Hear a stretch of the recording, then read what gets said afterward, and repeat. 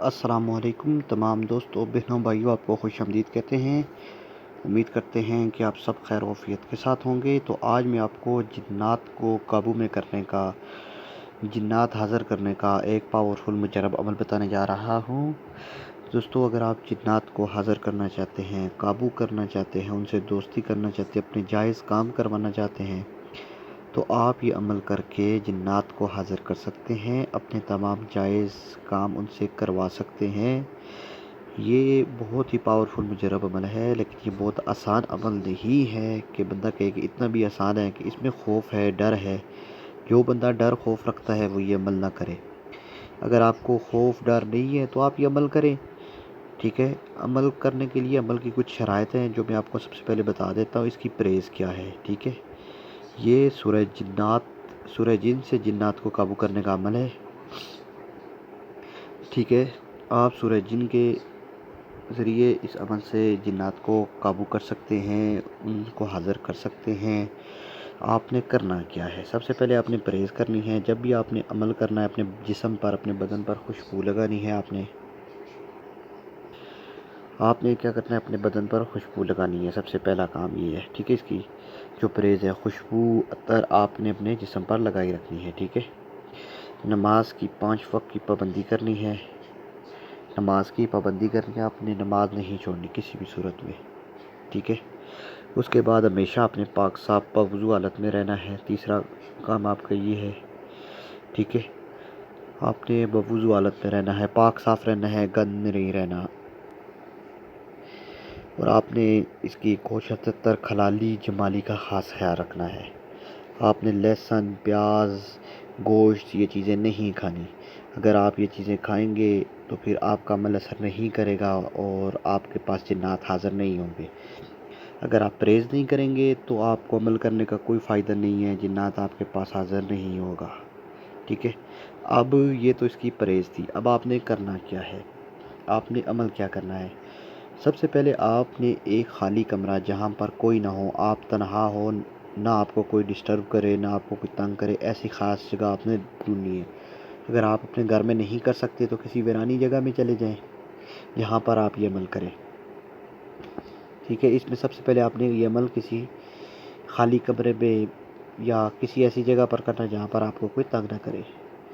दूसरे नंबर पर आपने अमल करने के लिए बैठकर सबसे पहले आपने अपना हिसार लगाना है, ठीक है। अपने गिर्द हिसार करने के बाद आपने लोबान जलाना है, ठीक है। हिसार करें और एक लोबान जलाएं, ठीक है। लोबान जलाने के बाद आपने फिर उसके बाद करना क्या है अमल में। आपने सूरह जिन, जी दोस्त, सूरह जिन को आपने 113 मरतबा पढ़ना है। आपने हिसार के अंदर बैठकर 113 बार पढ़ना है, हिसार से बाहर नहीं जाना।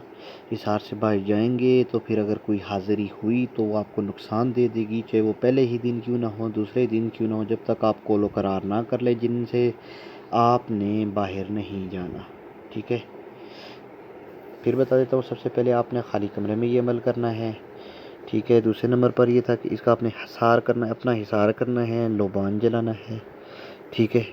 फिर तीसरे नंबर पर आपने सूरह जिन को 113 बार पढ़ना है, ठीक है। 113 बार पढ़ने के बाद आपने ये अमल 21 दिन तक करना है, ठीक है। 21 दिन तक आपने ये अमल करना है। मुकम्मल यकीन के साथ आप ये अमल करें 21 दिन। अगर आपको 21 दिन में हाज़िरी नहीं होती तो 41 दिन में गारंटी के साथ सूरह जिन का जिन्नात हाज़िर होते हैं, ये गारंटी है 41 दिन की। लेकिन ये है कि आपने ये तमाम शराइतों पर अमल करना है। जब आपके पास जिन हाज़िर हो जाए, आपके साथ सलाम करेगा कि आपको क्यों बुलाया है, ठीक है। आप जैसे ही पढ़ाई अपनी मुकम्मल करें, आधी पढ़ाई से उसके साथ बातचीत नहीं करनी। इसके अमल के दौरान आपको शैतान मतलब जिन्नात वसवसे भी डालेंगे, आपको मुख्तलिफ़ शक्लों में आकर बुलाएंगे कि बाहर निकलो। आपने अपना हिसार नहीं तोड़ना। अगर आप बुज़दिल हुए, हिसार तोड़ दिया तो एक तो आपका अमल ज़ाया हो जाएगा, ठीक है, हिसार से बाहर निकल गई, और दूसरा आपको नाकामी होगी और आपको नुकसान होगा इससे, ठीक है। आपने अपना हिसार किसी सूरत नहीं तोड़ना, हिसार में होकर ही ये काम करना है। जब जिन्नात हाज़िर होंगे, सलाम करने के बाद उससे कौल करार करें, वो अपनी कुछ शराइत बताएगा।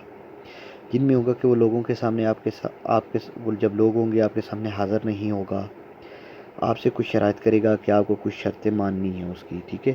آپ اس کے ساتھ وہ شرائط رکھیں جو آپ کے لیے بہت آسان ہو، ٹھیک ہے؟ جیسے وہ آپ کو کہتا ہے جی آپ یہاں بھی نہیں جا سکتے، وہ یہ کام بھی نہیں کر سکتے، آپ اس کو بتائیں کہ یہ مشکل ہے، کوئی آسان شرط بتاؤ، حتیٰ کہ ایسی شرط وہ بتا دے کہ جو آپ کے لیے ماننا بہت ہی عام سی بات ہو، ایسی معمولی سی شرط ہو، ٹھیک ہے؟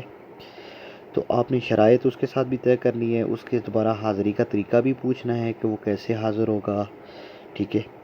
اور پوچھے گا آپ سے کہ آپ نے کیوں بتایا، آپ نے اس کو بتانا ہے کہ آپ نے اس کو اپنے جائز کام میں اس سے مدد لینا چاہتے ہیں، ٹھیک ہے؟ تو یہ تمام قول و قرار کرنے کے بعد آپ نے اس سے طریقہ دوبارہ حاضری کا پوچھ کر اس کو بھیج دینا ہے۔